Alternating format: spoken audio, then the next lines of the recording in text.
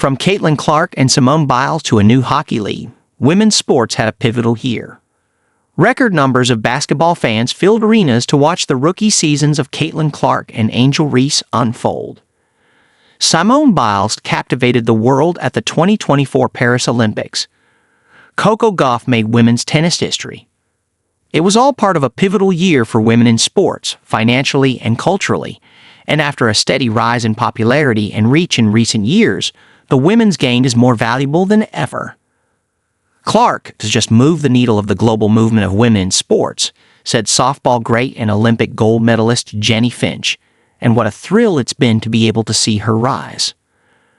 The consulting firm Deloitte estimated in November 2023 that women's sports would generate more than $1 billion in global revenue this year for the first time ever, which the company said is up about 300% from its last estimate in 2021. Skyrocketing viewership and corporate sponsorships were major factors. The WNBA in July signed a historic 11-year media rights deal with Disney, Amazon Prime, and NBC valued at about $200 million, a jump from about $60 million currently. Players hope higher salaries and a greater share of revenue could be on the horizon as parity, star power, and competition in the WNBA continue to grow. The WNBA had its most-watched regular season in 24 years and best attendance in 22 seasons, and Commissioner Kathy Engelbert said in a recent State of the League address that players are getting a lot more marketing deals, turning them into household names. That includes Las Vegas star A'ja Wilson, who had one of the most dominant seasons in WNBA history, and Clark, who set numerous rookie records. The decisive Game 5 of the WNBA Finals between the New York Liberty and the Minnesota Lynx drew an average of 2.2 million viewers, peaking at 3.3 million, which made it the most-watched WNBA game in 25 years. We've been growing in popularity, endorsements, media rights, all of those things, said Amira Rose Davis, a sports historian and assistant professor at the University of Texas at Austin.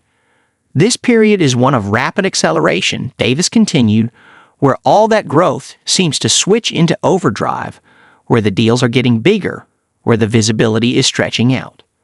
Clark, the sharpshooting Indiana guard, became a phenomenon when she played at Iowa, capitalized on a foundation laid by hoop stars such as Diana Taurasi, Candace Parker, and Wilson, and turbocharged the visibility of women's basketball.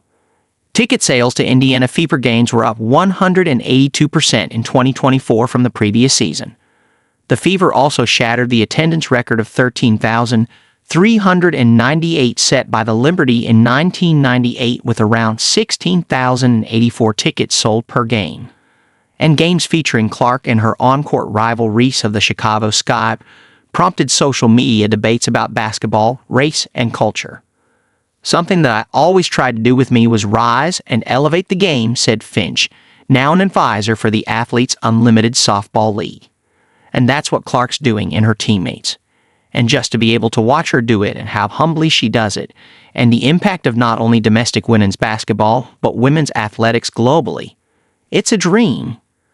While many point to the WNBA as a blueprint for success in women's sports, accomplishments in 2024 went far beyond one league or athlete. Gauff, the 20-year-old tennis superstar, was the world's highest-paid female athlete this year with $30.4 million in earnings, according to Sportico rankings.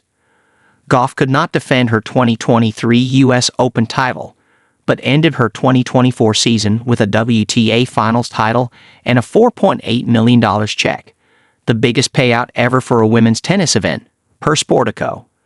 The Olympics neared complete gender parity for the first time among the more than 11,000 men and women who competed in Paris this summer.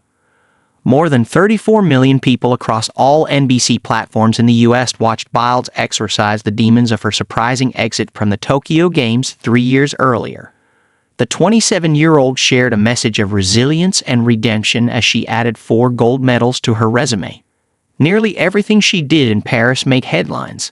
A clap back at social media trolls, a revelation about her mental health, a moment of triumph. Her TikTok showing Team USA's gold medals from team competition has more than 139 million views.